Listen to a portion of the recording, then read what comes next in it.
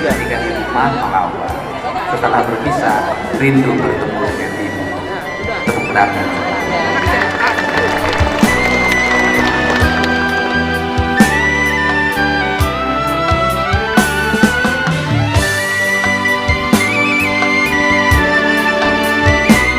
Bagi saya, sistem belakangan mulai duluan. Nanti setelah dimulai, maka sistem itu akan terbangun dengan sendirinya. Kenapa? Karena falsafah pendidikan Indonesia adalah tuturi handayani.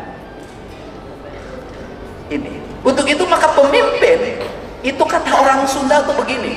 Pemimpin ketika di depan maka dia yang memandu. Ketika di belakang dia yang menggiring. Ketika di samping dia yang mengapit. Itu prinsip Siliwangi.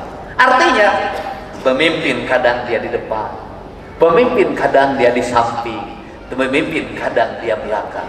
Di depan untuk apa? Menggerek, memandu, mengarahkan. Kenapa mengarahkan? Kita ini tanpa arah, kita ini tanpa kompas yang memadai. Pendidikan kita mau arahnya kemana? Pemerintahan ini goalnya mau kemana? Semuanya angan-angan. Tapi seluruh angan-angan itu harus dituntun. Maka ada dua karakter. Ini penting. Cara memimpin Indonesia beda dengan cara memimpin Australia, beda dengan cara memimpin Finlandia, beda. Anak Indonesia beda dengan anak Finlandia, beda dengan anak Australia, beda dengan anak Inggris, beda dengan anak Jepang, beda. Kenapa? Di Jepang tidak ada anak remaja berkelahi pakai celurit. Di Jepang tidak ada anaknya minumnya ciu oplosan. Semuanya tertata. Kemudian penduduknya berapa? Penduduknya mereka sedikit. Satu rumah diisi paling 3 orang, 5 orang. Di Indonesia ada satu rumah ukuran 4 kali 3 meter, isinya 21 orang. Ini ngurus. Di mana penduduk yang paling besar? Jawa Barat, 54 juta. Untuk itu ekstra. Makanya guru di Australia gajinya gede, guru di Amerika gede, di Indonesia honorer juta setengah. Sirata kayak pusing. Ruang kelasnya mewah, di jalan mereka tertib, ke sekolah jalan kaki, naik sepeda, tertib jalannya. Mereka setir naik bis, kemudian dia turun dari bis, berucap terima kasih sama sopirnya, kemudian naik bis ngantri.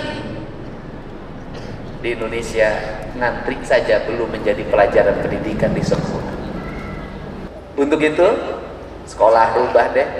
Sekolah ngajarin gak usah tinggi-tinggi sekarang, ngajarin masuk kelas berbaris, ngajarin di ruang kelas hening, ngajarin kalau ada sampah di jalan dipungut, ngajarin buang sampah di mana, ngajarin nanam bunga, ngajarin nanam tanaman, ngajarin menyayangi sesama, ngajarin mencintai sesama. Sekolah ngajarin itu. Ilmu pengetahuan bisa diraih di Google, ilmu pengetahuan bisa didapat di perpustakaan, tapi cinta tidak bisa didapatkan di buku, cinta tidak bisa didapatkan di layar digital. Cinta hanya lahir dari rasa dan cinta, dan itu membahana dalam semesta, dan semesta itu saling berhubungan satu sama lain. Dan saya meyakini setiap manusia punya rasa, punya cinta, punya chip, ada provider dalam dirinya. Maka manusia digabungkan bukan karena partainya, bukan karena organisasinya, tapi manusia digabungkan oleh cinta dan rasanya. Ibu dengan anak bisa jadi rasanya tidak bersatu, tapi bisa jadi anak itu bersatu dengan orang lain.